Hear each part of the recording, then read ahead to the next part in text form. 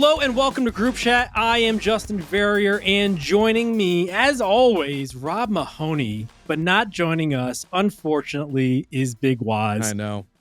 As you probably have heard, listener out there, or if you're criminally online, you've really investigated this fully. Waz is no longer going to be with us on our podcast. He took another opportunity. We're very excited for him. Definitely. But we're obviously pretty bummed that he's not going to be with us after, 4 years I know. of Group Chat? It's the end of an era. I mean, we did almost, 300 episodes together as the three of us. It's been an incredible run. We're going to miss Waz. Zero hard feelings about anything with this situation. We're happy for him. We're just going to miss him too.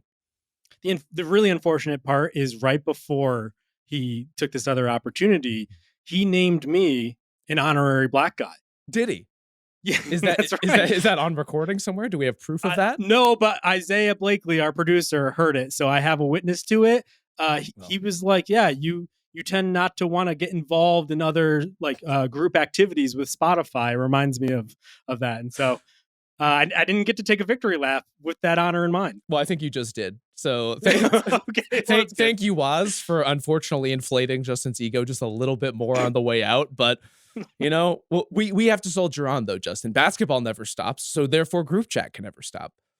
That's right. And we didn't go very far to find a new co-host. I think when they asked us who we would want to replace Rob, you and I had the same exact response. Oh, yeah. Easily the go-to answer under these circumstances. If we can't have Waz, if Group Chat has to change and enter this new era, we want to do it with our pal, Kyle Mann, who, if we're all being honest, has been part of the Group Chat family for a long time. Yes, Kyle, the unofficial fourth chair, the Capadonna of the Group Chat network, is going to be joining us throughout the year, which means we're going to do a little bit more draft coverage, I think, dotted along. I think he's going to be obviously helpful in March Madness, but also maybe doing some stuff along the way because Kyle is also, in addition to joining us twice a week now, going to be our draft expert at the Ringer as he was last year. As always. That'll be fun. I'm looking forward to all of it. I'm looking forward to potting with Kyle today. Waz is our guy forever, though. It's been such an incredible run with the three of us. I'm going to miss that. I'm also looking forward to everything we got cooking this season and everything we're going to be doing with Kyle. So Group Chat forever, Justin. That's right. We'll miss you, Waz. Why don't we take a little break just so we could break out the little hankies and wipe our tears away, and we'll bring in Kyle for the first time. And joining us now, our lovely new co-host. You should be familiar with him by now, not only because he's been on this pod a lot, but also across many other Ringer stuff. It's Kyle Mann. What's up, Kyle? Do people still do raise the roof? Is that a thing? That was a real big thing when I was playing basketball growing up. It comes and goes. I'm happy to be here. In all of my private life, I'm just constantly raising the roof. He's got to raise the roof because his ass is so tall. Hey. Have you ever been near Rob Mahoney? No, I mean... very, very happy to be here. Obviously, when they were asking me about doing this, I was like, I know these bozos, so this will be easy. We'll hit the ground running. Let's do it. Let's roll. Well, we're thrilled to have you. And I have to say, as far as significantly upping our awareness of college basketball, Justin, we have gone from negative awareness and knowledge to all of a sudden having just the luxury of your presence. So in addition to everything we're going to talk with NBA, you'll be a welcome presence come draft and college time for sure. Basically a phone book you guys had to jump over to pass. Listen, that's not true. I pretend to know about UConn until I watch a couple games in the NCAA tournament. And I shame you for that, rightfully so, I think. When it comes March and Justin decides he wants to talk some trash, I'm like, Mutombo finger. No, don't go trying to do that. Since when is talking shit and general knowledge, those things are not even in the same wavelength. They don't have anything to do with each other. Well, everybody approach it a different way, as they will. That's fine. Whatever your conscience permits. Well, we used to have a Ringer tradition back in the day when we used to work in the old offices and we'd gather around the table for a meeting. Whenever a new person entered the Ringer atmosphere, they would have to give a fun fact about themselves. Oh. Kyle, and you have to be put on the spot, which is why I didn't prep you in advance for this. Kyle, do you have a fun fact about you as a human, about your career that you could share with us? Oh, okay. Well, I'll take this chance to. All right. So last night I was asked, "Hey, what's the hardest job you've ever had?" And I said, "Cutting tobacco." Which, if you're from where I'm from, I'll say it the way that we say it, cutting tobacco. That is the correct way to say it. So we had an interesting, Kirk Goldsberry was in the studio asking me, what goes into cutting tobacco? And I was explaining to them, blah, blah, blah, blah, blah. So yeah, it's been downhill from there in terms of difficulty and labor. So yeah, there's, and I think that's just sort of a knock for my rural, that's a point in the bucket for my rural cred, I think. So if you were curious or worried about that, you get that in addition to a fun fact about me, right? Well, now we really feel like elitists. Like, how are we supposed Look to? at him. He's never cut tobacco in his life. This is what I'm saying. How are we supposed to even compete with your common man bona fide? I know. These those are have soft. never done manual labor in their life. Not a second of it, unfortunately. Yeah. Well, unfortunately, things don't get much easier potting with Rob Mahoney over there. He's a real tough guy. He's a real grinder over. I do make Kyle look very tough by comparison, so you're welcome. Yeah. Known for my toughness. Yeah. Unfortunately, that pales in comparison to the best fun fact that we ever got, which was from an intern. I think I could share this now because of enough time has passed, where I believe he said some fringe star NFL player had slept with his girlfriend and stole him from him, to which I just could not believe it. And he used much harsher terms. It was like, ex-player fucked my girlfriend and then left me for him. And I was like, what the fuck is going on right now? That doesn't sound like a fun to fact my to me. ex-girlfriend, the lying tramp. It's the Billy Madison. Yeah. Jesus Christ. So your fact was more fun than that. So good stuff. Justin, very interesting of you to couch it behind like laundering an intern's fun fact. Like, we all know your past, all right? Yeah. We all know where you've been. That's true. Also, I have a very tawdry history that unfortunately comes out in the pod more than I'd like. It's true. So badass to talk about your history, to say it's tawdry. Yeah, man. So cool and badass. Well, can we turn from our tawdry histories to the NBA's tawdry present, please? We should. I should mention just up top here that we are going to change our podcasting schedule just slightly this season. We're doing Sunday nights now. So Sunday nights, the pod should be in your feeds for your Monday morning commute, including on the East Coast. And then we'll be going Wednesday days. Used to be Monday, Thursdays. Now Sunday, Wednesdays. Only a slight adjustment. So you should be used to it. But yeah, Rob mentions the big news percolating in the NBA right now. Unfortunately, I couldn't be there live with you guys because I had to leave Core Week because I felt the heat coming around the corner. I had to go and get Chauncey Billups out of here before the FBI crashed down. Unfortunately, I didn't get there in time, but we got the news this morning, Thursday morning, that Billups, Terry Rozier, Damon Jones were all arrested by the FBI in conjunction with what they're describing as Operation Nothing But Bet, which was a multi-part sort of investigation related, in quotes, to illegal sports betting and rigged poker games backed by the mafia. I don't know the last time I heard this much about La Costa Nostra, which wasn't just like me watching an AMC movie by myself. But Rob, this is kind of wild. Expected to some degree because we've heard little drips of this over the course of a couple years now. Yeah. But to see it all laid out like this is really something. Genuinely striking. I think the Chauncey part of this especially, and him getting roped into not just this allegation that he's been involved in these illegal poker games, but we should also say, like, not named in the Terry Rozier indictment, but strongly alluded to as an Oregon resident who was an NBA player from approximately 1997 through 2014 and an NBA coach since 2021. Whoever could this be? The stat head filter really gets narrowed way down. Yeah, when you start to do that. Genuinely shocking stuff. But I have to say, Justin, did you say Nothing But Bet was the operation name? I think it was just Nothing But Net. I think it's Operation Nothing But Bet. See, I think that's giving them too much credit. I wish they had gone for the pun. Everything I'm seeing in the news is Nothing But Net. I thought you hated puns. Well, in this case, you got to do something. Okay. You know, the bare minimum. I was trying to think, like, what could we have done to improve just the operation parameters, just the SEO here, really? Like, was Operation Second Apron taken? Was Operation Slob Wizard off the table? Like, I think there's some deeper cuts we could have gone for. I think Operation Nothing But Bet is perfect because it is just a slight pun that clearly someone put a lot of effort into, but it isn't all that funny. Honestly, as someone who is an expert in this field, I have to say I give them 5 stars for this. Wow.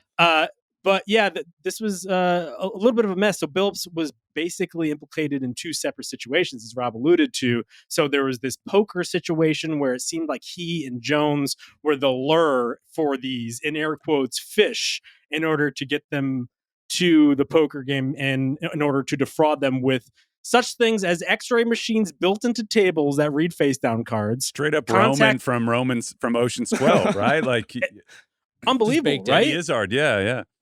Contact lenses that read pre-marked cards and secret cameras in card trays. Kyle, do you have any of these at your home office? Not yet. I mean, I'm going to look into it naturally. Not my spy weekly magazine that comes. I usually thumb through that and try to make a tough decision and where to spend my money. But initially, I was going to say when I heard about this story, initially there were two. Tyler and I were talking about it in the home. There were two waves of information initially, obviously, that came out. And the first thing was, their involvement in this card game. Yeah. And me thinking about it, I was just like, well, you're imagining what are the moves ahead here? It's just like you can naturally make up a story about if you were trying to get out of this, which obviously you would try to get out of it. I was used as a pawn or in some way. You can naturally see how they would talk about that. But you obviously are going to leave yourself vulnerable to any shred of information that's going to prove that, as we've seen with the Aspire situation. Yeah. But with this, the second wave that comes out is like, okay, yeah, like the plausible deniability is kind of cratering at this point. And the second allegation, which we should say, like very specifically lays out this case. There's this March 2023 game in which the Portland Trailblazers are going into it with like more or less their healthy roster. Damian Lillard has been playing. They're about to turn the corner into tanking. And Chauncey Billups, co-conspirator number 8, who is not Chauncey Billups. Who played from 97 to 2004. He certainly did. Tips off somebody that Damian Lillard will not be participating in this game, which allows them to place hefty bets against the Blazers, who had won their previous game against the Jazz. Guess what? They get blown out by the Bulls by 28 points in that game. This is the kind of stuff that goes from like, oh, he's involved in the card game, as you said, Kyle. Like, that's the kind of allegation that a coach can come back from. This thing, I don't know that we will see Chauncey Billups on the sideline ever again. Yeah, and it also indirectly involves Dame, and then with Damon Jones, LeBron, who just seemed to be, I'm sure he loves that. Yeah, and so like it gets pretty messy pretty quickly. But you're right, Rob. I think this is pretty much the case closed sort of situation here, where it's like, yes, you can get away with the poker thing. It ultimately led to people being defrauded, but that's not necessarily an NBA sort of situation. And if anything, I would have expected the NBA to distance themselves from that. But this directly involves a coach, not just a player, giving out information about what they're going to do for a lineup. I have a hard time believing, Kyle, that Chauncey's going to come back from this one. Well, naturally, I don't think he's coming back either. I mean, the first place your mind goes, though, when you see successful peoples of this going and making these kinds of decisions, you just wonder why. And the first thing is that, maybe you have financial pressure of some kind to do this, to get yourself involved with this. But I was wondering if one of the temptations in this, because, you've heard players talk about this is an opportunity to kind of throw a bone to your people or whatever it is. Is this just sort of a modern financial vitamin way to sort of get out of? Because we all have seen like the 30 for 30, the Broke documentary where they're talking about all the people they're supporting. I'm like, was this just a really tempting way for players to be like, I can throw you this little bit of information and just not financially have to throw any money to you of my own? That was just one hypothesis I had about like why people would do this when they seem to have a lot of money or competitive spirit, not wanting to die. You're just wondering why. Yeah. Well, I think the why is a little different for everybody. And we should say, like, we're talking around this story, we're cracking some jokes. Like, some of it is very dark. I would say the Jonte Porter part of it, especially, where his gambling debts were so severe that he was basically like squeezed into participating in the kind of game prop bet tipping part of this whole thing. And I think there are levels to all of this. And clearly, again, like the poker thing is off to the side. Like, NBA players are constantly gambling. They are never not gambling in some way, form, or fashion with each other. That stuff is all fine. And so the idea of like falling into a poker mess, entirely believable to me, but you would think any athlete knows you cannot bring this to the game. You cannot get to the point where you're a Terry Rozier checking yourself out with a fake injury so you can move betting money. Like, that's just completely unacceptable, to say the very least. Yeah, and I have to wonder the more and more sports gambling becomes just integrated into what the NBA is doing. It seems like maybe the line just moves back, and something like as simple as Billups giving away his lineup card or who's in or who's out just a couple hours before information that is going to become public in a little bit. Maybe he thinks, that's just a harmless indiscretion, especially if everybody's gambling back and forth with this. Like, who's ever going to know something about that? I could definitely see that. And that is where something on the margins just becomes more and more of a problem for the NBA. We should mention, hey, this podcast network very much entwined with a sports gambling company. I don't do a lot of sports gambling ourselves, so this all seems very foreign to me, but like this is very much part of our world now. And I think things all of the checks and balances tend to fray the more and more this becomes normalized. Yeah, it is baked into the culture and the presentation of the sport. It is on the broadcast. It is not just like on your phone in select states, but you can go in many arenas and place a bet at a kiosk, which is just a different level of insanity as far as this stuff goes. But yeah, once the players become involved, and it was really an inevitability, the question is how fast can you catch them? How fast can you root out some of these rings? And we are past the point of like, oh, this is Terry Rozier and Jonte Porter with some guys they know. Like, this is organized crime, period. Yeah. And Chauncey Billups, a big, bold-faced name. Obviously, I think he's not front and center as he used to be in the league, but he was one of the more popular players in the league during his playing days, and he is one of 30 NBA head coaches. And so I think part of the shock of this is just how prominent he is. The fact that a coach, not a player, is doing something like this. I also think this comes at a pretty inopportune time, not only for Billups, but also for the Portland Trailblazers. Or maybe opportune if they can upgrade. I don't know. We'll see. Shout out to Tiago Splitter, interim head coach of the Portland Stephen Trailblazers. A's got to give us a follow-up, by the way. And I was going to say, scream Tiago Splitter for the younger people who don't get that reference. But I was going to say, too, and another mistake that Billups made is that he 100% teed up the inevitable documentary that's coming about this 5 years from now, where he says, let the chips fall where they may. If I were the mixer on that, I would be like, okay, we're going to mix the reverb and have it go up as he says that, and it echoes into a cavernous, reverb, and then we cut to the next thing. So he's setting up the documentary people for the future, though. So that's a positive, right? Well, it's unfortunate because I was prepared to force upon you guys, as I typically do, a positive opinion about the Portland Trailblazers based on their opener last night, where they played very well and looked very feisty on the defensive end. Anthony Edwards comes out like, this is not the type of team I want to play anymore. It's not an easy win because these guys are picking me up full court. This is very hard. Now, he scored 40, but those were a very hard 40, I could attest to. And also, the bigger issue here is that a new owner is very much going to be coming in the next couple of months here. Tom Dundon was actually courtside for that game. I presume either probably still in Portland or just has left. And so I think there's kind of been these suggestions, suspicions that Dundon, considering what he did in the NHL, might be prone to clean house and start fresh. He seems to be kind of the Moneyball mindset, wants to cut costs when he has to. This just gives him more opportunity to turn the page on Billups. And unfortunately, Joe Cronin, who is tied to Billups now. And so you have to wonder the trickle-down effect. Does this create an opening to where if Dundon wants to make changes, no matter what happens this season, he has the opportunity to do so? Oh, I mean, Billups has made that very easy and really has kind of ousted himself from this picture. I think the question, my mind inevitably goes to some big places. Like, Chauncey Billups is a basketball Hall of Famer. Is he still a basketball Hall of Famer if these allegations are true? Like, it's a weird gray area because it's not like he fixed a game. He did something that the organization was going to do, which is lean into the tank in that 2023 season. But in tipping people off and in violating this not just unwritten but legal rule of the sport and the country, has he crossed a line that he cannot come back from in a big picture historical legacy sense? How much precedent do we have for retroactively going in for somebody? Because this is separate from his playing career, I mean, I'm trying to think of examples of guys who have done things I don't know if, do we have any kind of precedent for someone being taken out of the hall on this front? Not in the basketball Hall of Fame, I don't think. Yeah, I don't think he just went in too last year. Yeah.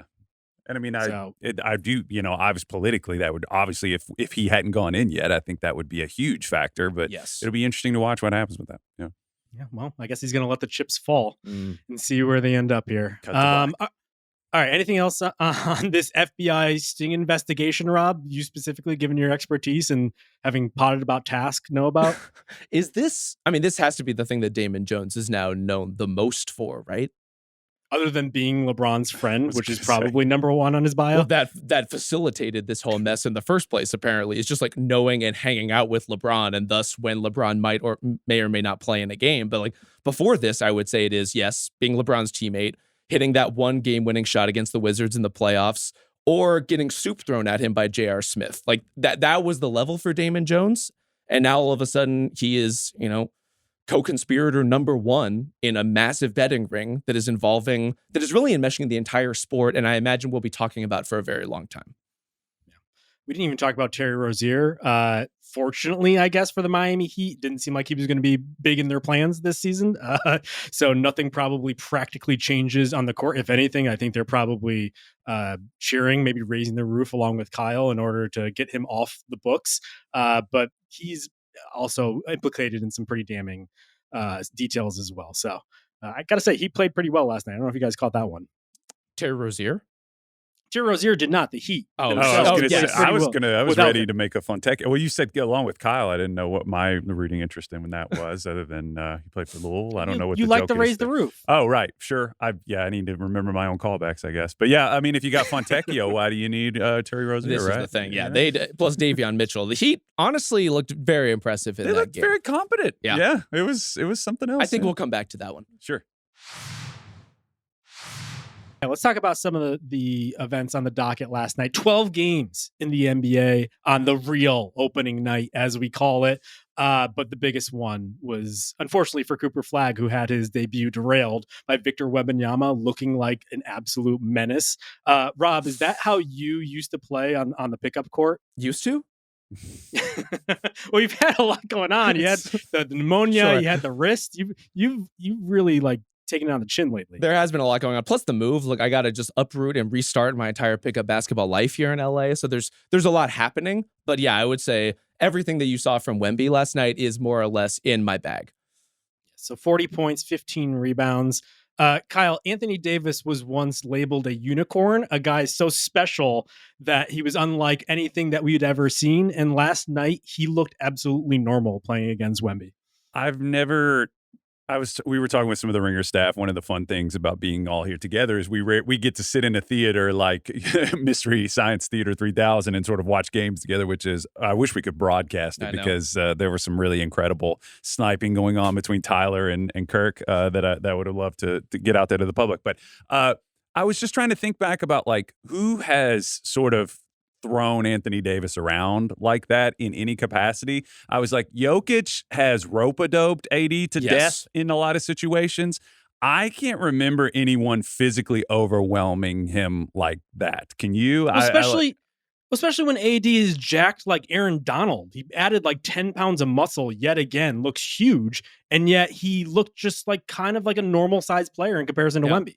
I think not just that, not just was he bodying him out of the way, but he was targeting. He was going at Anthony Davis, one of the best defensive players in the world, like he was Reed Shepherd. That was the level of targeting. Look, I'm just saying that's what was happening out there. This is how you welcome me. I'm sorry. I apologize. But yes, the way he was able to discard AD and take him off the dribble like he was nothing, incredibly alarming stuff. That has me very seriously considering being a monk for a while. Justin, how do you feel about group chat live from Tibet? Is that a thing we could do? Do you think we can get that sponsored so we can make that happen? Yeah, it'd have to be a sponsorship on that. I have a stat that I'd like to Add on to what Rob said. There was, you want to talk about specifically speaking to what Rob was talking about. In this game, I went through and charted this. Well, the stat. Look at this guy. The stat, I couldn't help myself. The stat, the Spurs ISO'd 13 times at 1.308 points per possession, which is crazy. But then in this game, and a lot of that was during a particular stretch. In this game, it's 48-45 with Dallas is up 3:30 to go in the first half. And Spurs go on a 13-0 run to end the half. A lot of that was Wemby ISO. Flat out go. It reminded me of Luka going at LeBron. It was some like it looked like the new robot, like the evolved version of like Ultron coming in and killing his old model or something. It really did. And it just was like if you were in Photoshop and just did the control transform and just dragged AD out. It was like, what would happen if AD were like 80% bigger? Yeah. And then to start the second half, they go 17-3 to start the third, and the game was over. And that was like AD just was flummoxed. He didn't. I think we also, I'm not trying to steer the show here, but I think it does kind of allude to the pressure that this puts on. Cooper is in such a uniquely challenging developmental situation for an 18-year-old, perceivably on a competitive roster. We've talked a lot about this, but man, oh man. And the Spurs, they were really pouncing on this. They were overplaying dribble handoffs because you can do that kind of shit when you got Victor Wembanyama behind you. Yeah, I mean, Wemby, we've seen it before, just warping the dimensions of the court where the game just looks different. Tonight, that was just more pronounced. That was more pronounced than I'd seen ever before. And I think the way to kind of bridge these two ideas is that around Wemby, the Spurs put a lot of shooting there. The really only non-shooter in air quotes was Stephon Castle, who put it up a couple of times himself and actually made one and looked dynamic in his own right. We should talk about that. Yeah. Whereas the Mavs, with all these power forwards on the court, just looked incredibly stodgy, and putting the ball in Flag's hand, like, they might just suggest something long-term about how special he is. But he looked a little lost in his first game where all that attention on him, Castle's in his pocket all night. And it just felt like not only did they not know where to go, they just didn't have any zip to what they were doing, because a lot of it just was cramped in the middle with all these guys who are practically sometimes shooters. Yes. And I think that's going to be the case no matter who they start. Like, if you want to start D'Angelo Russell at point guard, does not change the fundamental problem we're describing. It may make certain things easier for Cooper, and certainly like not having Steph Castle in his jersey might be a benefit to him just from jump. But overall, that lift is going to be difficult for him. And he's also walking that very delicate line of like being a rookie on a veteran team where he's playing point guard out of position and trying to defer and set guys up and not try to do too much, but also wanting to prove why he's the number one pick and have a great debut in the way that some other rookies had a great debut last night. It's just a lot to put on him in that moment. And to watch on the other side of the court as Victor Wembanyama is doing increasingly preposterous shit, I don't envy Cooper Flag in that position, that's for sure. So around this time last year, like going into Wemby's first or second game, Rob and I talked about, should Wemby be playing more toward the basket, developing that part of it, or stepping back with his jumper? And what's funny is a lot of his highlights were with the jumper, obviously the between the legs, whatever the fuck that was against Lively into the step back three. One of the most spectacular things I think I've seen for someone on a basketball court, considering the size and difficulty there. He had also like 8 plays in this game, Justin, that would be the best play of any other player's season. He had a couple where I literally screamed, "Oh!" I did like a Sopranos, "Oh!" Like I stood up and like walked around. I couldn't process what I was seeing. It was like the number one, PJ Washington. Why the hell are you jumping at a ball fake from 18 feet? Let him take that shot. And he goes baseline and does the Vince Carter rock the baby without jumping, and his toes were touching the ground. Yeah, I just. Also, like, I have a thing too about Wemby. Like, do you guys think that the officials are still in the process of like figuring out how to calibrate what? There were a couple like probably goaltends in that game where it's just like he can high point shots in a way that like no other player has ever been able to do, and I just don't know that they fully adjusted to that. It makes you think twice. Like, there was one earlier in the game where he got called for it, and then the next one, which looked like the same exact play, he didn't get called for it. I think the refs just don't know because they have never seen somebody hit the ball at that apex.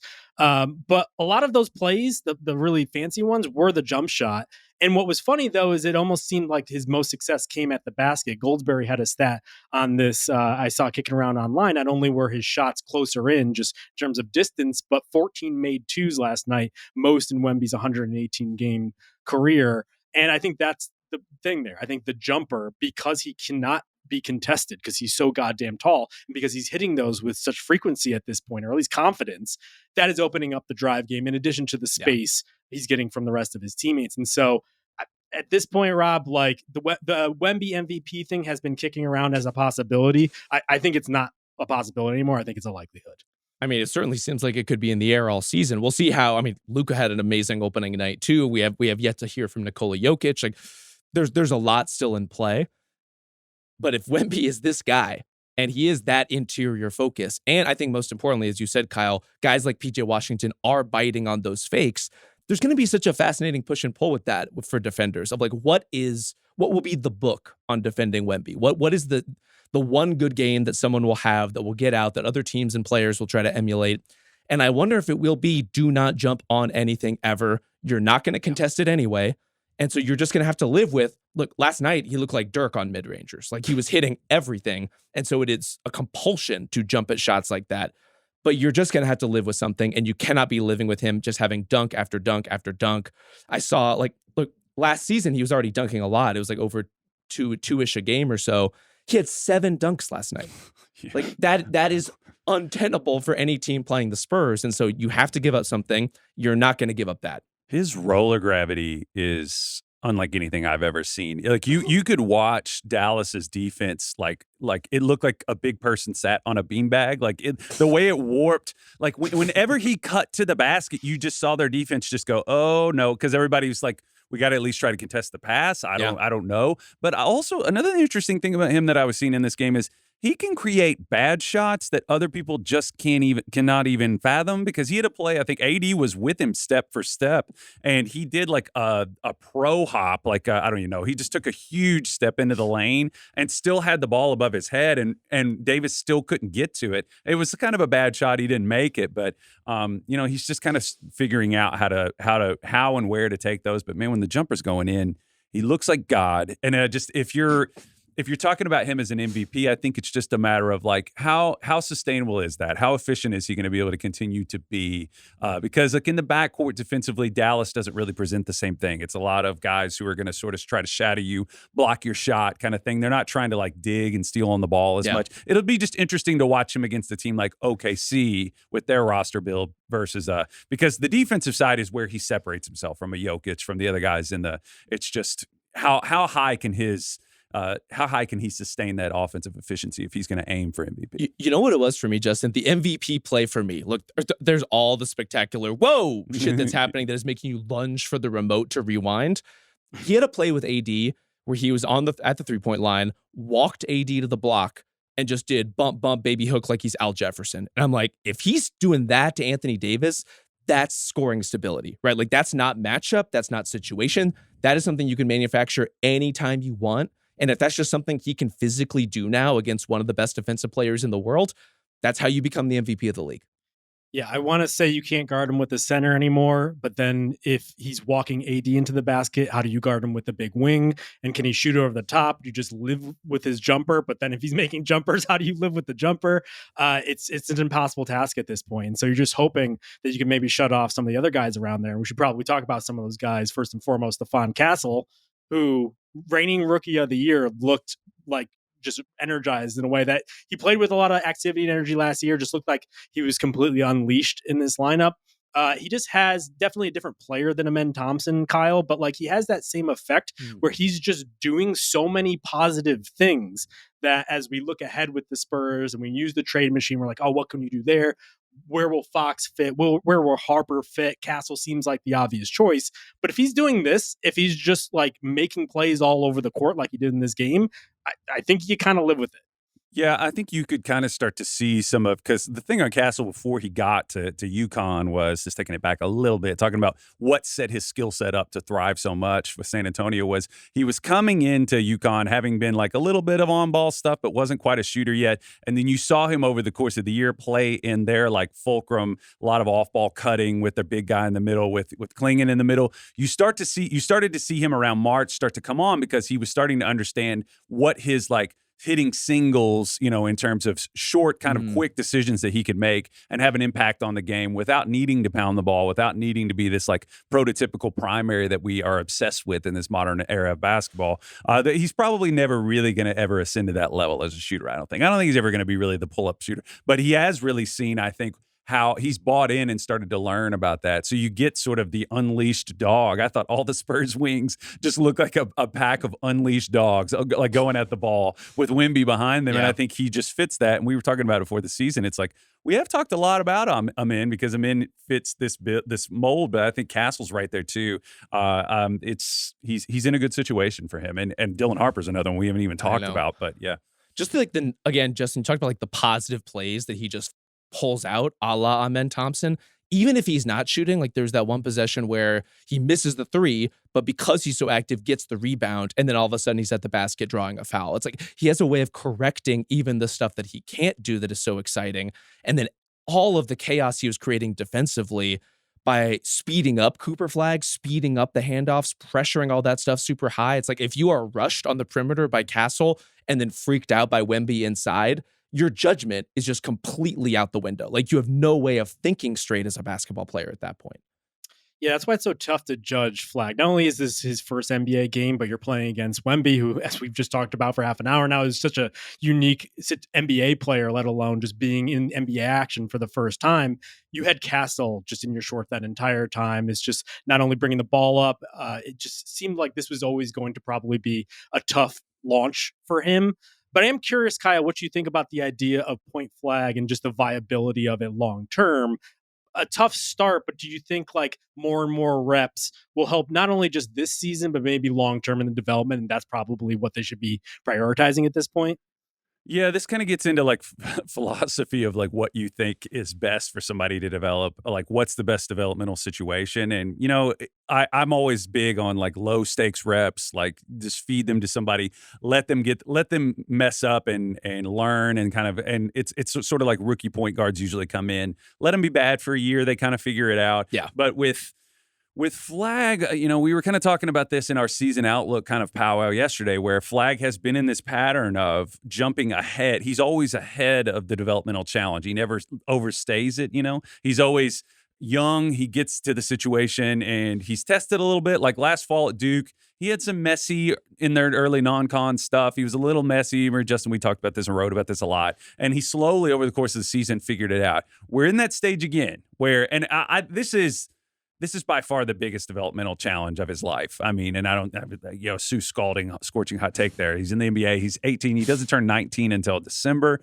I just think with their personnel challenges and strains, the other thing here is that I am kind of a believer in, you know, the hypertrophy kind of thing, like strain the muscle until it fails and then it comes back stronger kind of a thing. I was always That's what I do in the gym, by the way. Yeah, I know. It's just he can just speed bag you with his pecs, Justin Verrier. But no, I mean, I just think that was quite the visual. I wish we had an illustrator with that. No, Tawdry pass coming to the fore again. Yeah, I think that what the Mavs fans are going to be sort of buckled up for here is I kind of predicted. I was like, I'm done predicting against him. I feel like he might just be a star out of the gate here. But this challenge is really, really steep. Like, and so I think we're going to be watching a bumpy road until we might have to kind of check back in on this in like January, February to be like, is this kind of steadying at all, or is this Mavs situation so bad that we can't even look at it with the same lens that we have in the past? Well, it's also not the plan. It's just the temporary plan while Kyrie Irving is injured, while the lineup looks like this. And I also, like we alluded to it earlier, just don't want to overreact to the way that anyone looks against the Spurs in the same way that I don't want to overreact to the way that the Rockets offense looked against the Oklahoma City Thunder. The difference in those two situations, the Mavs and the Rockets both playing jumbo right now, Houston has Kevin Durant. Like they have the bailout option in the half court when things don't work. Anthony Davis is not Kevin Durant. And like those are the limitations offensively that you're seeing Dallas run into is everything takes a little longer to get into. Everything is crowded and clunky. And there's no guy who's going to bail them out at the end of the clock right now. Yeah. I think if a normal organization lucked into drafting Flag first overall, they would have taken a look at this roster and said, actually, let's trade some guys. Let's actually like let Flag play into this sort of role or whatever role he ends up being best at. Fortunately, he's kind of thrust into a specific lane out of need because this team does not have a capable point guard. And it's where you worry. I mean, it's the first game. Maybe he turns this around by the weekend and we're talking about something completely different. But this is always the worry where you're putting pressure on a guy who's not even out of his teenage years at this point in order to fill a role with expectations, not from us. I think all of us were kind of iffy on the Mavs this year, maybe a play-in. There's just a lot of talent, whatever.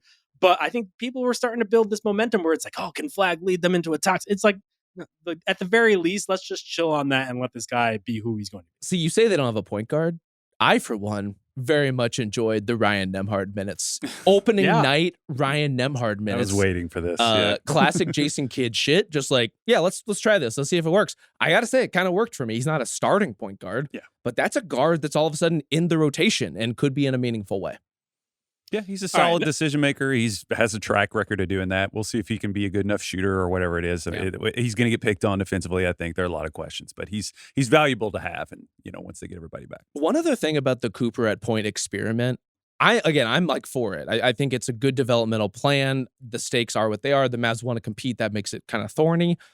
My problem is less with Cooper at point and more the PJ Washington Clay combo on the wings. Clay was suffering last night. You could see him at different points be like, I got to get a shot off, and he just took whatever he got. He'll just take those shots in those moments. There's also like no one for him to guard when the lineup is this big, which is a bit of a problem. I would not hate replacing one of those guys in the starting lineup with Max Christie. Just like a little more shooting, a little more like perimeter, like agility in a way that this lineup kind of needs. Like you can play Cooper at point, but you need to support him with something a little different than this.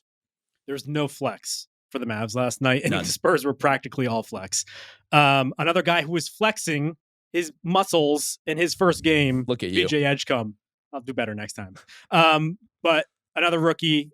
I wasn't expecting this. I know the athleticism was going to be there, but 34 points against the Celtics in his debut, alongside Tyrese Maxey, who had 40.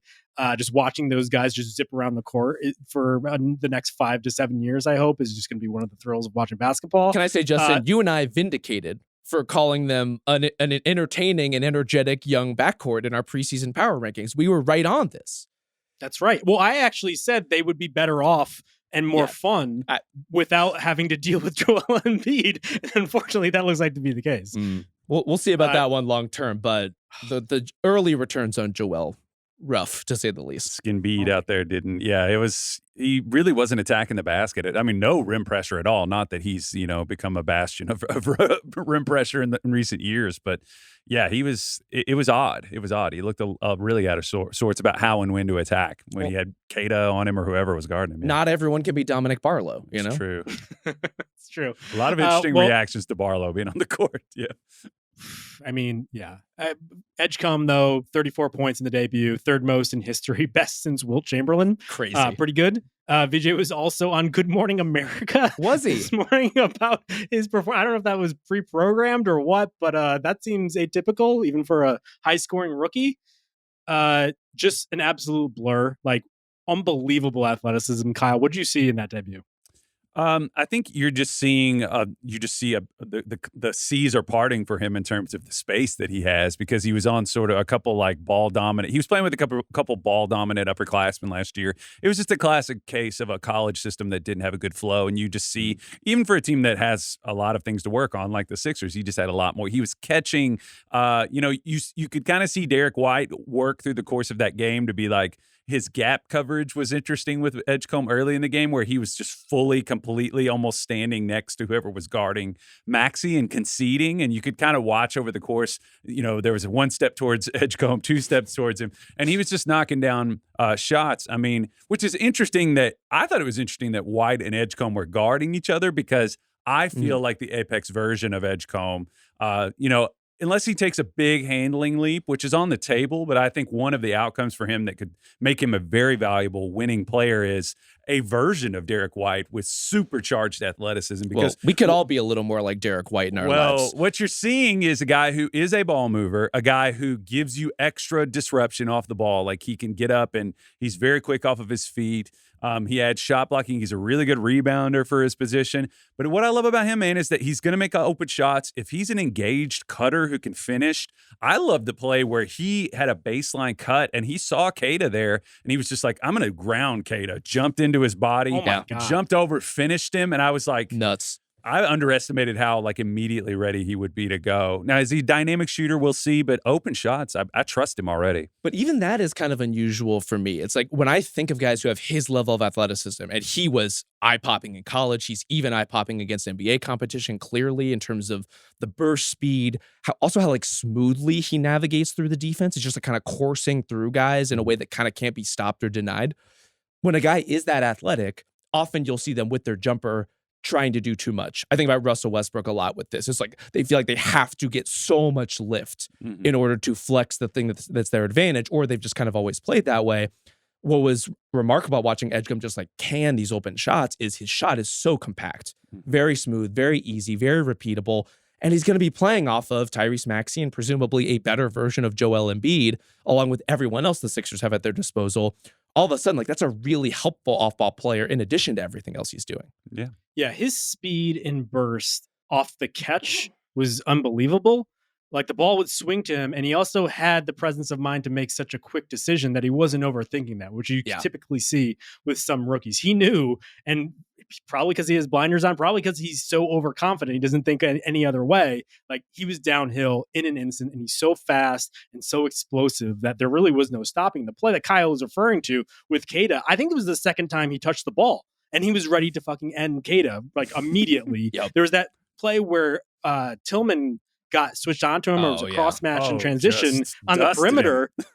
He was trying to send him to early retirement like immediately. And that sort of like killer instinct, that's going to like allow him to add on some of those more advanced skills, because right now it's all pure athleticism and just intuition. But it wasn't just Tillman and Keita too. Like you saw him dust Jaylen Brown. I think he's going to be one of those kinds of athletes who the cross matches have no shot. The switches have no shot. If he has any momentum, and this is where he really benefits from not having to be the guy out of the gate, is everything he's catching is in semi-transition, on the weak side, against a rotating defense. Like he's able to really leverage moving it that quickly and making decisions that quickly. But if you're rotated or switched or cross-matched at all, you're just not going to have a chance to keep up with him. If it's one move, you know, if he gets caught, like it gets a rotate, if it's like a one move situation, he's going to lose you. And, he just he's so graceful. That's the other thing too. You were talking, it is interesting. You were talking about athletes when they get in the lane. I mean, Ant had a little bit of this too. You just see this like really hard to harness raw power when they get in the lane. Totally. Amin has some of this too. But that play that you were talking about when he dusted is our term of choice here, Tillman. Chris Ryan was so happy about that, he bought me a hamburger. Whoa. Chris was also calling him Vijay Edwadala the other day. I don't know if you guys caught that. If I can get that out. I heard I'm that into one too. it. Yeah. That's honestly kind of the role he's playing, is like the early Iguodala with Iverson kind of role. Yeah. He's also wearing number 77 though, which is badass. It's so badass. No, I was going to say that's disgusting. No. Why? So it's like the quarterback cool. at BYU wearing 47. You can't be wearing an offensive lineman's number if you're one of the most dynamic players in the NBA. I'm sorry. Come on, man. I think the only argument against is Luka. Other than that, I like 77. Luka's got that weird Euro thing going on. I just think and he needs to go by Valdez. I'm going to just say this over and over again. That's the coolest name. I was giving Tyler a lot of grief for that not being on his list. Valdez Edgecombe wearing 77. Jersey sales off the charts have to be. And jersey sales for people like me who don't want to show their arms. But yeah. I'll say on the flip side, though, with the Celtics, just briefly, such a weird experience seeing them in this state. And they almost won. They almost won. I mean, we'll see how good the Sixers are long term, but didn't take a three until the middle of the first quarter. Nope. Which the broadcast crew was tracking with great interest because they were just like, they didn't know how to act. There was like an isolation play specifically drawn up for Peyton Pritchard. Don't know if I've seen a lot of those lately. And then just Anthony Simons just not knowing how to play defense at all, something I'm very familiar with, but something that like Boston Celtics fans are not. Yeah. And I think everyone was like a little shook where it's like, oh shit, this is actually different in ways that like are going to affect how we appreciate basketball, I think. Also, Derek White taking 20 shots. 20 shots from Derek White. I'm here for it. That's something I have not seen very often, if at all, in terms of games that I've actively been watching. How many times in his career, Derek White has played almost 500 games in a non-overtime game, do you think he has taken 20 shots? Justin? Last time? No, not last time. How many times total has he attempted 20 shots in a non-overtime game? I'll say 3. I was going to say, since he's asking us, it has to be something like, I'll say 4. It is 6. Okay. So maybe I baited you guys in the wrong direction, but preposterous. And some of those are, again, like Celtics games where guys were out, Spurs games where he is the only thing going. This is a different version of Derek White that is kind of like post being unlocked in the minimalistic way, and now all of a sudden has to fill the entire room more or less by himself with some of these lineups. So we had a bunch of action last night. I've only been able to catch up with half of it. I did the thing that I told myself I wasn't going to do, where it's like, I want to watch a full game and I want to pay attention to that one and not get distracted by all this other action. As soon as like that 4:30 window kicked in, I'm watching like a 4-box with this other game on the TV, not processing anything. So I had to go back and watch a bunch this morning. But is there anything other like news and notes you guys got from the action that you watched? Rob, anything jump out to you? Watching the Orlando Magic, Orlando Magic. We're going to be hearing that a lot this season, I suspect. Oh, Magic! Sorry, flat there, my bad. They did not defend well at all against the Miami Heat, who, as we alluded to, played quite well in terms of the standards of the Heat roster especially. But seeing the Paolo, Franz, Bane experiment, all those guys going for 20, they're going to be really tough to beat when they do that. When they figure out how to get back to their kind of defensive baseline, if those guys are performing in that way, and we're already seeing the way that they can kind of work together and off of each other, pretty glaring stuff, even for a game that didn't quite go according to plan for them. Yeah, Magic have a lot to figure out there. Tyus Jones didn't play well. Suggs barely played. I think he only played like 17 minutes or something like that. But like they were allowed 17 minutes. It was like, oh my God, crazy, terrible fouls at the beginning and then game-changing plays at the end. Such a maniac. Yeah. At the end of the game, there was one play where someone dared to go underneath on him and he just drilled the 3. And I was like, holy shit, the Magic can do that on offense. I'm the Titanic meme. It's been 84 years or whatever. Like how? Yeah. Okay. There was also that pretty crucial play where Bane dug out a ball on the floor in order to like seal the game, basically. And what was funny is that Suggs also got on the floor, but by the time he got there, he realized Bane was already there. And then so it was like a real like hustle Eskimo Bros sort of situation going on there. It's like, it was just like very much like kindred spirits. And so Wendell Carter also had a bunch of massive offensive rebounds and looked kind of like possessed in a good way where he was dunking on guys. So definitely took a while to get there, but the Magic, they definitely have something. Yeah. A couple things. I mean, just like a live dribble shooter passer. I think Bane's a little better passer than people give him credit for, but just adding that to what they do. There were a couple different instances where I was like, oh, okay, all right. Where late in the game, there was a transition sequence where Suggs, I forget who came up with the ball. I think it was Suggs, but he intentionally gave the ball up to Bane, and Bane brought the ball up. And then you had Suggs sort of in one step to the right, and then you had Paolo who just ran ahead of Suggs. And you had this thing where you have this guy that you really have to respect, and you could just see the defense move towards Bane. And then you could see, and once they did that, Bane was just like, okay, I'm going to throw the ball to Paolo. But I just think the thing that what this could do for Paolo to me is pretty enormous if he's willing to lean into it. I don't have the like advanced tracking stuff in front of me, but there was a play early in the game too where he's screening for Bane, and I just feel like the more Paolo leans into that, the less pressure we're going to need to see. You know, we've been talking to he and Cade both, I think, over the beginning of their career, we've been like, okay, if they can be efficient scorers, we've seen some of the passing. Granted, they're a little bit different players, but if Paolo will lean into that, I just think it's going to change his life in so many ways.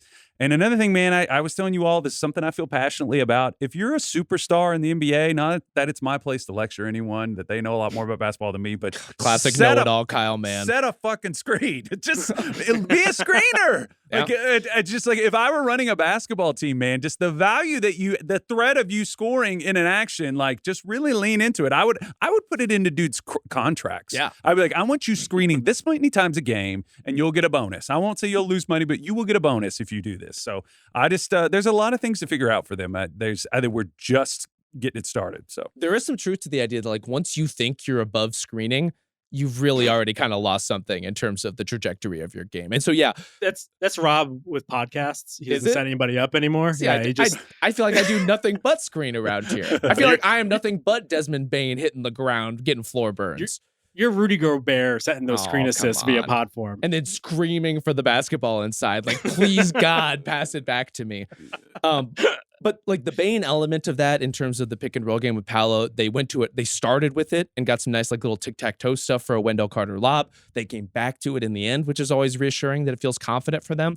It's also so different from the Franz Paolo stuff where that's so easily switchable because those guys are already so big. The guy the teams are going to put on Desmond Bane is like a chase defender.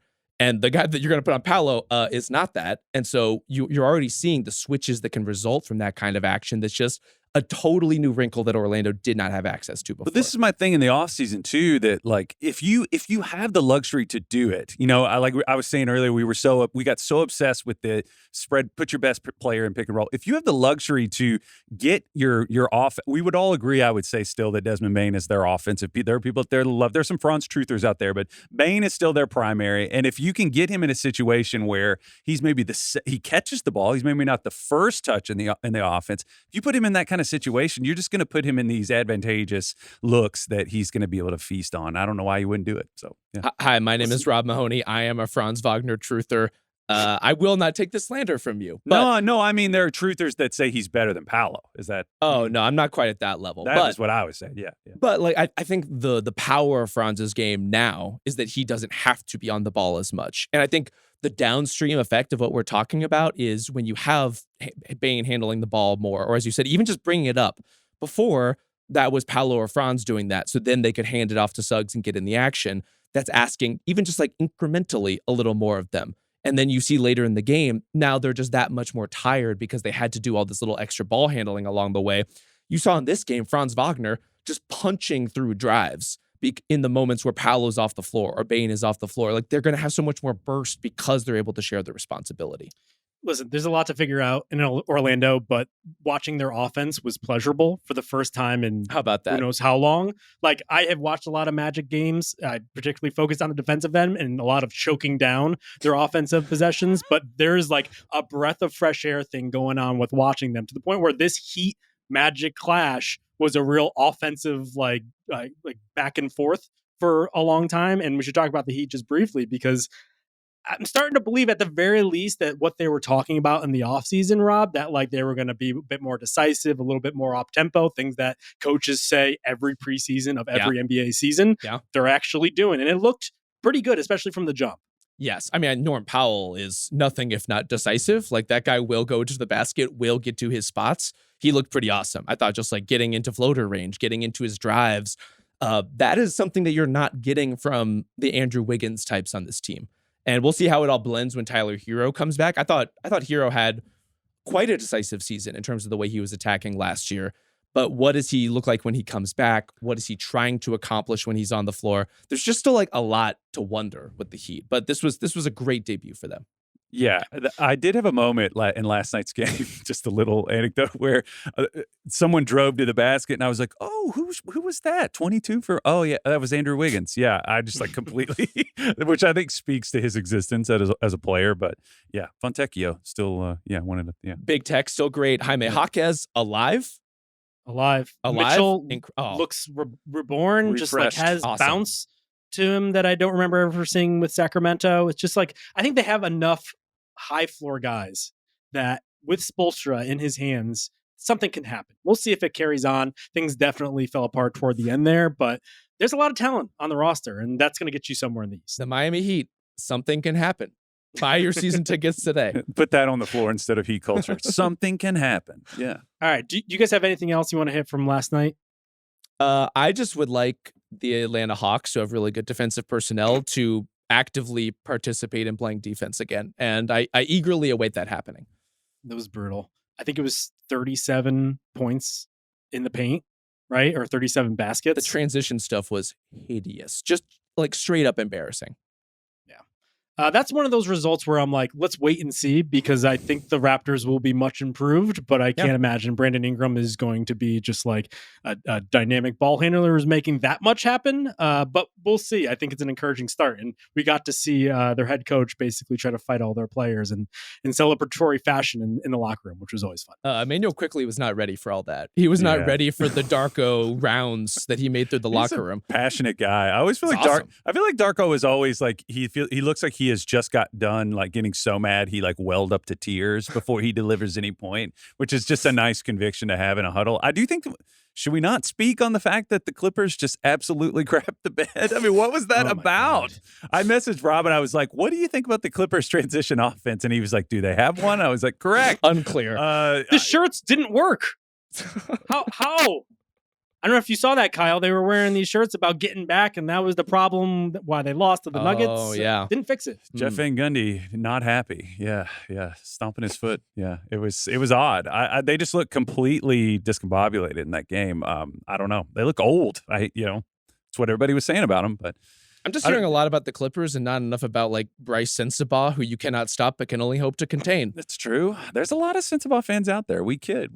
But I mean, I just think, I guess the Jazz saw a lot to gain out of this and the Clippers just weren't ready to play. I mean, I think it's probably as simple as that. I don't know. No. Do y'all think it's different? No.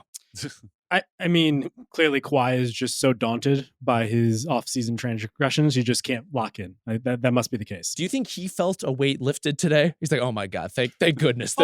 There's another 100%. Scandal that will just shield him from any kind of scrutiny. Yes, I think so.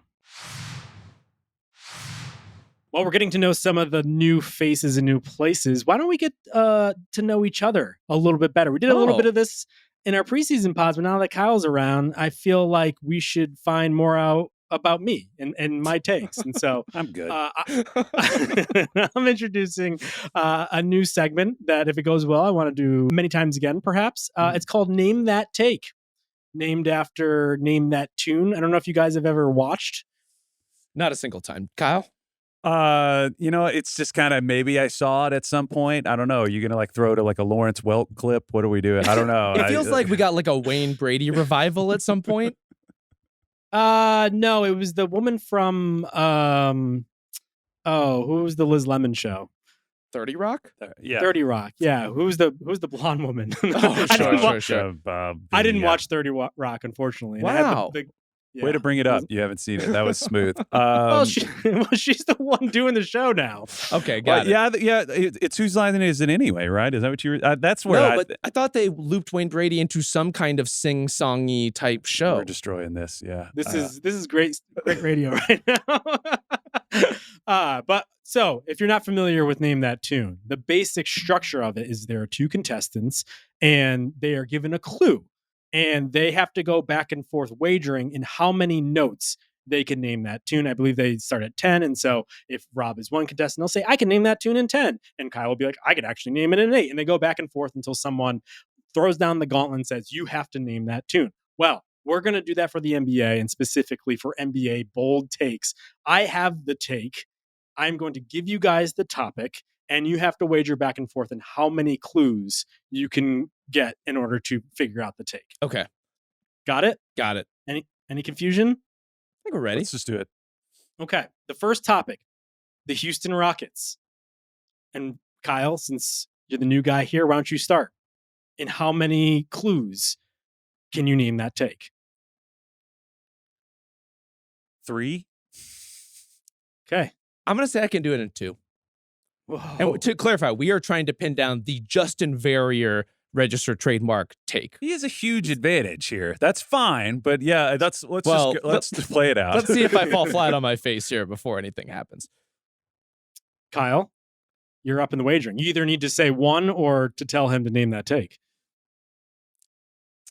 Wait, I can guess what I think the take is now? No. I get 2 guesses? Or you're either upping the ante where you think you can name it in 1 clue, or you name that take. I know I can't name the take, so I'm not gonna up my ante. So all right, let's you have hear. to tell Rob, name that take. Rob, name that take. This is a seamless game we have created. Okay, Rob. The topic is the Houston Rockets. Yep. Your first clue. Okay. Trade deadline. Okay. Yep. All right. Clue number 2. Yep. Reed Shepherd. Can you name that take? I mean, I think the easy version of this take is that by the trade deadline, the Rockets need to flip Reed Shepherd for a functional starting point guard today. Would Justin go with a take that's that straightforward, though? Would he lean into something even more extreme? Or would he have a very specific name on the books trying to think of what point guards might be available. Who is it that might be even in play for a team like Houston at that point? You know what? Here's what I'm going to say. Justin's take is, actually, Reed Shepherd seems like too much to give up for this player. The Houston Rockets should trade Reed Shepherd for CJ McCollum. That's my Justin Verrier take. That would be a bad unfortunately take. Yeah. is incorrect because that's a terrible trade. Yep. Well, that's why I thought you might propose it. So you were close. I actually didn't go that bold So that's in insulting. this one. Yeah. I have as the take, the Rockets will trade Reed Shepherd. It is a projection before the trade deadline and relegate tall ball to a playoff wrinkle where it should have stayed. Because I'm not burying Reed Shepherd. I don't know what he's going to be as a prospect. Frankly, I just don't think that he has the margin for error, and the Houston Rockets don't necessarily have the flex considering the injury to Fred VanVleet and some of the injuries they're also experiencing with Dorian Finney-Smith and whatnot in order to give Shepherd the room to figure out who he is. And as we saw in game one, it doesn't look like it's going to click within their system. And I also wonder if going to tall ball to start the season was a real way of looking at how they view their team, one, and where they think their strengths lie. And I wonder if those two things clash. And so ultimately, I would like to see them, if they're going to make a trade, swing for the fence. I have to wonder, Kyle, if you would make a deal with, let's say, the Boston Celtics for Derek White. Oh, for Derek. Oh, yeah. I mean, White is who I would want. That's tasty. Simons, for some reason, came to mind, but I don't think Ime would want any part of it. Simons. Well, here's the complicating factor. Fred VanVleet is on a 1+1. It basically has a no trade clause. Would he be interested going to the Celtics? Would the Celtics be interested in picking him up as a stopgap to next year when Tatum will presumably be healthy? Can you pick up someone like Tari Eason or Reed plus picks? Is that interesting to the Celtics, or do we trade Reed somewhere else? But basically, I'm trying to swap Derek White for Reed Shepherd. I don't know that the Reed thing. I feel like their leverage with Reed is probably more compromised than it's ever been right now because everybody watched that game. Everybody just like what he's ready to do. Granted, if you wanted to simulate the toughest test imaginable for the Reed Shepherd experiment. Sure. He looked terrified out at near half. Did you see him like stop at half court and be like, "Come get it, please"? I love Reed, but like he's not ready to dribble against that type of ball pressure. He's just not that type of player. I just don't know that they'll do that. I think Eason is more. I could see someone who believes in their player development looking at Eason and being like, "We can really get something out of that. Get Fred VanVleet, get Tari Eason, and maybe some draft capital, and then you get somebody like Derek White might." What would happen to that team if they got Derek White? Oh, I mean, it would be incredible. Like they'd be. I'd love it. Yeah, he's the perfect fit for them. I gotta say, on the Reed front, like if Amen Thompson is healthy, I think Houston wins that game. Like he had to leave early, compromise them not just offensively. Like he was the one guy who could actually drive and get past an initial line of defense on that team at that point. But then also Tari had to come in. Miscast, I would say, defensively. Like the things that I love that Tari Eason does on defense are mostly as a chaos agent. They are not, you have to somehow hang with Shai Gilgeous-Alexander for these possessions, which is how all of a sudden you get a lot of not just Reed Shepherd, but Josh Okogie in crunch time. A lot of Okogie. Off the rails. Yeah. Well, that's where I'm wondering about the bigger picture thing here and whether or not the big old front court with Şengün and Adams is ultimately probably best served as a curveball, like something that you have in your arsenal to throw out when the advantage presents itself. And I could see the thinking on opening night with OKC being a little bit small, J-Dub not being in there and getting the advantage there. They did dominate the boards in that game, but I'm also wondering if that is your base set that you're hoping to go through this season, one of the precious few where Kevin Durant still probably playing at an all-star level. And you can't run really. The shooting seems compromised, especially if Dorian Finney-Smith's not going to be there. Is he even going to really help much because he's not a volume shooter? Is Reed going to be able to fill that role? It just seems messy right now. And I wonder if the time is now to clarify that to help yourself now and then in the future. I think if you're starting from the mindset of an aspiring playoff team, you could just it should be as simple as just going, do we have multiple looks? They don't. So whether or not that's their primary look or not, I think on a game-to-game basis that could shift. If they have a huge advantage, they could start with that and then go to a counterpunch. They need more options, and they just don't have any right now. Rob and I were talking about how the hilarity of the Second Spectrum said that they drove the ball, I think, like 54 times. It didn't seem like that. I think that counts like Şengün moonwalking into the paint is not a drive. Yeah, it's just not. Well, that's the other thing. Is Şengün going to play like slimmer Jokic for the rest of this? He might. Pretty awesome. Eurobasket was incredible, and I have high hopes for him, but I don't know if he's going to be able to shoot at that level for an entire season. He was basically their go-to three-point shooter. He was awesome and worked really well as a hub. I thought like dealt really well with the pressure that the Thunder were throwing at him. See, I'm not ready to bail on the double big look yet as their kind of default set. I think it makes a little bit more sense when you have another guard out there, if it's by trade or otherwise. And even within this game, against the best defense in the world, when Adams and Şengün were out there together, 115 offensive rating. That's more than good enough. Like, you just have to have enough other stuff around the edges and kind of filling out the rotation for it to all make sense. Their 3-4-5 beef was just noticeably bigger than OKC, as incredible as OKC is. And yeah, they made a lot out of it. Some big old boys up there. Big old All boys. right. Topic number 2. Matt Ishbia. Rob, you're going to start the bidding. I think Justin could go in a lot of different directions with this one. And I'm a little gun shy after whiffing so hard on number 1. So I'm going to say I could do it in 4 clues. I could try to do it in 3. I'm not confident. You know what? Name that take, Kyle. I want to see you name that take. All right, Kyle. The topic again is Matt Ishbia. Clue number 1, the ringer. Well, yeah. The ringer. That feels like a given. Well, it's the first clue. First clue is the easiest one. Okay. Number 2, pointed but not altogether mean tweets. Okay. Okay. Clue number 3. These clues aren't very good. I'm sorry. Clue number 3, different culture and different team in PHX this year. Let's go. Those are your 3 clues. I'm really glad I bailed on this Justin's one. take is it's actually kind of cool that Matt Ishbia stood up for his team publicly. Oh. I like where your head's at, but I'm sorry, that's also incorrect. Oh, okay. The real take was, we now live in a world where Michael Pina may have an impact on an NBA team, and that frightens me more than global warming. Pina's tickled pink. I know that. Yeah. So I don't know, for the audience, I don't know if you've caught this, but there was an item in Pina's column, 24 increasingly bold predictions, let's keep that in mind, where he projected that the Suns would have the worst defense in the NBA this season. Matt Ishbia got very mad at this and for some reason tweeted at Bill, and Bill's kind of like, what the fuck? Which I thought was very fun to see all play out. But in particular, I think Pina, Rob, it might be in a position where he is spurring the Suns to prove him wrong. Did they? We'll see. I mean, they gave up 116 offensive rating to the Kings last night. I think 70 something in the first half alone. They looked like they were on track. Yeah, it was looking rough at halftime, but yeah.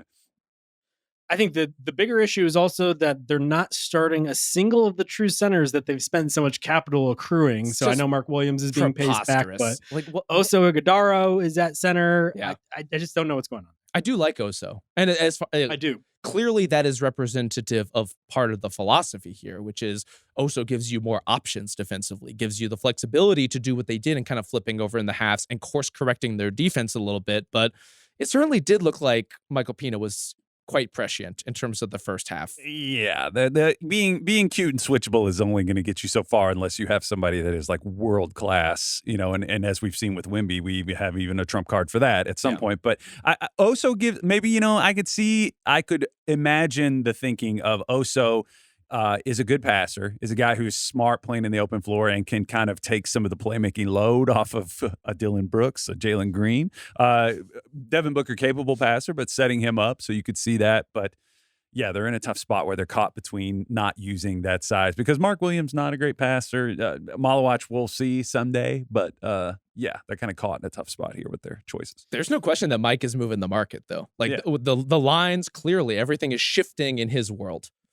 I have a hard time believing they'll be worst, but I appreciate just the boldness of the take, which is the whole point of the column to begin with. Who will be worst? That's a good question. I mean, just quickly. The Clippers made a strong opening claim. Yeah, Wizards are out there. There's a lot of competition for that spot, unfortunately. Yeah. All right, topic number 3. Mm-hmm. Broadcasts. Ooh. Kyle, you're up first in the wagering. 5 clues on the table. 2. Whoa! See, I thought I had a pretty good hold on where Justin might be going with Here's this. my whole philosophy. Who the fuck cares? You know what? Name that take, Kyle. Okay, Kyle, 2 clues on the board for the topic, broadcasts. Your first clue, NBA on NBC. Yep. Okay. As expected. And number 2, internet dweebs. Oh, God. What is my take? They could use a little more internet style dweebery on this all player, it's a little. This is not the Justin take. This is I don't not know. the Justin That was take. more the Kyle take. No. It was Yeah. They need a little more nerdery. They need I'm trying to think of they need like a John Schumann type guy to balance the player perspective on these broadcasts. No. No way in hell. The Justin Verrier take is that the internet dweebs are pissing themselves over this is the words of Justin Verrier in my mind, lukewarm NBC product. That's Okay. very, very close. Okay, Honestly, well, then I ours have goes to in give Rob tandem. the- That's my take, but that's okay. Yes, so I agree with Okay. you. They do. I did enjoy the nostalgia, but I do think that they need to mix it a little bit with something else. Mhm. Yeah. So the specific thing I have written down here is the NBC broadcast was fine at best, manipulative at worst, Oh, and everyone will turn on it by mid-season. where did you feel manipulated? In the nostalgia play of it all. And I have to say, like, if that's your thing, not trying to yuck anybody's yum. Ultimately, Okay, first of all, like- yes, you are constantly trying to yuck That's people's kind of yum. your thing. Yeah. that's true. Okay, fine. I am, and I hate all of you. But I too felt the tugs of the heartstrings, Sure. when I saw the logo come in and Round Ball Rock, and obviously Michael Jordan being there is Yeah. just awesome. It's just great to see the legacy. But I found it odd when people wanted to suggest when Dr. Twitter becomes marketing executive Twitter, and it's like this is the mold in order to save the NBA from whatever morass it's in now because of ratings, yada yada. That's where like I have to call bullshit there, because yes, the nostalgia was fun, but I just don't know how much you can coast on that alone. And in my opinion, I found the broadcast to be totally fine. Like all of the presentation seemed like pretty typical. Draco and Noah Eagle, also pretty good play-by-play guys. I'm They're excited great. to see what they Yeah. could do. But the actual talent is just a lot of retreads. It's like Reggie, who stinks, Vince Carter, Okay, Grant Hill, guys who haven't really like found anything interesting. I actually don't like either of them. I tend to think that they're very milquetoast. And if anything, there's a lot of people being like, "Oh, what we need to do is celebrate the NBA." Yeah. And just really uplift the message. The Connor being like the who you play for Right. TNT style of thing. And I just don't buy that. Like, I think being honest is actually fun, and like we're not complicit in how the NBA markets its product. I think a lot of this probably stems ultimately from hatred for ESPN, which I 100% agree that broadcast stinks. I think trying to bring in TNT was a weird move. I'm glad those guys are still around. I had a lot of fun with them last night, but it is weird to see the exact same set, but then the logo is changed as ESPN. I'm more excited ultimately for the future, not the past. And so I'm more excited to see what Amazon has to say here. I mean, you've always been a tonight's Bezos guy. broadcast. Big You know Bezos me. Those Bezos bucks are just affording a lot of the furniture that I have going on in this apartment. But I just think like they stocked their entire crew with new voices who have recently played, like Dirk and Nash is always someone who has something interesting to say about the league. I saw that they got Marcus Thompson to do just essays. Like there's just like a real approach there, and something that's thinking forward and not backward. And I actually like that way more than what NBC is doing. I don't disagree with the Amazon part of that take. I think the NBC element still felt welcome to me. It was clearly a nostalgia bait, but they also kind of tipped their hat to the fact that it was nostalgia bait by having all the young players come up with being prompted for their memories that they don't have of the last time the NBA was on NBC, which I appreciated. Ultimately, I didn't find the studio panel elements of the show to be riveting television. It did, however, and maybe this is just because it was on NBC and because of the nostalgia and because it was opening night, felt like more of an event, frankly, than some of the ESPN broadcasts did. And so I'm eager to see in the flow of the regular season, is that still the case? Will it just kind of wear off over time, as you're saying, Justin, and people kind of turn on the broadcast? But like, I do appreciate the enthusiasm. I think the cynicism of Inside is fine, but when it is the only definitive voice on the NBA, that is a bad thing.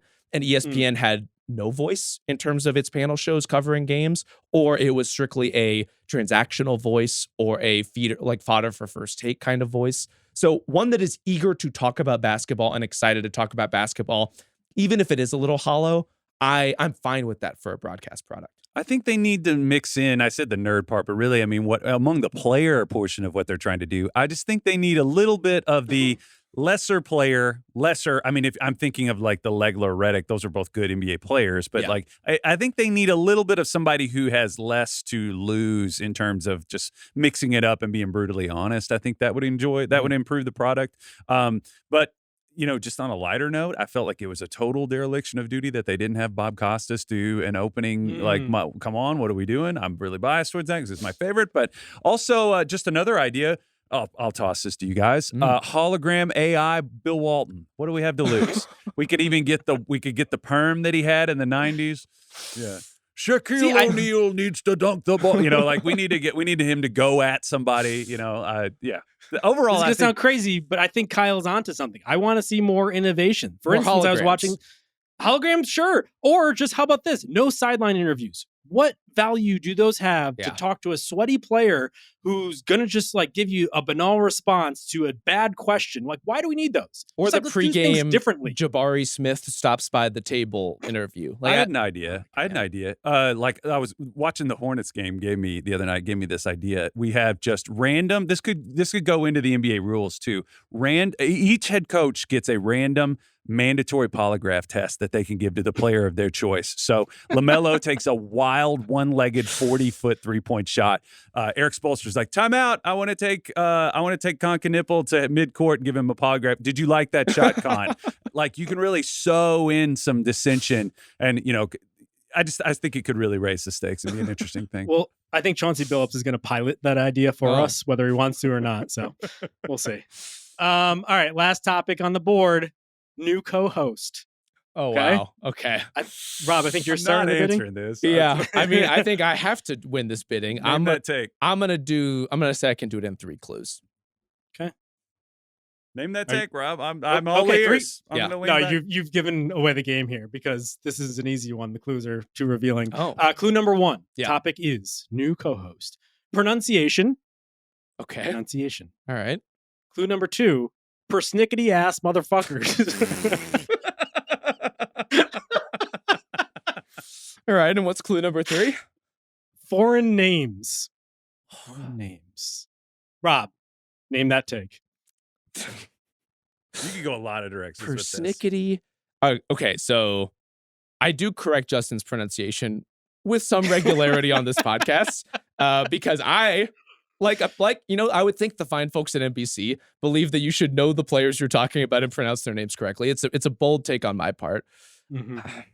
I think Justin's take is that you, Kyle, as our new co-host, will be able to one-up me and put me in my place, correcting when I botch the pronunciation on something. I don't know how to feel about this, that you think that that's... Rob's not correct anyway, so that's fine. But it is really more of a warning to Kyle. Oh. The take is, don't ever mispronounce a player's name or Rob will murder you with shame and bury your body where your loved ones can't find it. I was going to say, I've been accused of being like an epic nuclear douche for the way I say Luka Doncic. So I'm very guilty. I thought that's where you were going with it. I've been known to be made fun of for my pronouncing things that need not be labored over pronunciation wise. But so I'm with you, Rob. I just try to do right. I just try to do the Hartenstein wars have been waged over many years, and we finally come out in a detente over that one. I did not correct you a single time. I just kept insisting, soft correcting by pronouncing it Hartenstein, which is that's really cool. It's really it's his name. I don't know what to tell you. I'm not trying to murder you out here. No, the actual take here is, Kyle, we're glad to have you. We can't wait to do a full season of podcast. Absolutely. Don't be sentimental. Why not? That's what we do on this show. Yeah, for sure. That's what you're known for. Yeah. As you can tell by the first take. We'll end up at a detente. Yeah. We are genuinely, though, thrilled to have you. I'm very excited about this season. I'm very excited about this season with Kyle. Great things ahead for Group Chat, Justin. 100% agree. And remember, in terms of scheduling, we'll be back Sunday night-ish, early Monday morning, and also on Wednesdays. So with that, we'll wrap it there. Thank you to Ben Cruz. Thank you to Isaiah Blakely. Thank you to Victoria Valencia. Thank you to Big Waz for being with us for so many years. Love Big And Waz. thank you, the listener. We'll talk to you next time.